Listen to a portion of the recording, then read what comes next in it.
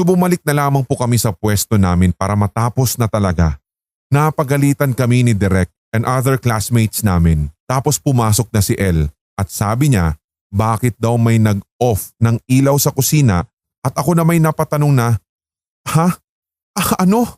Paano?" Wala naman din si El kasi doon sa mismong lugar na iyon, Sir Red. Lumabas sila at nandoon nga sila naghihintay ng kanilang parte.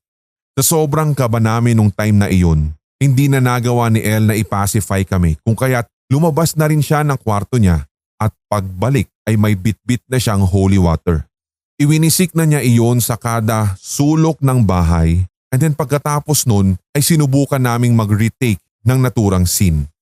Nung last shot before kami lumabas sa scene ay nag-off and on na naman ang ilaw sa kusina. Subalit by this time ay talagang tinuloy-tuloy na namin ang aming shooting. Nag-acting kami na as if wala kaming naramdaman o kaya naman ay something weird na nasaksihan kani-kanina lamang. Ang iniisip ko na lamang ay baka magalit talaga yung iba pa naming kaklase kasi gabi na yun and given the fact na Sunday pa naman at may pasok kami kinabukasan.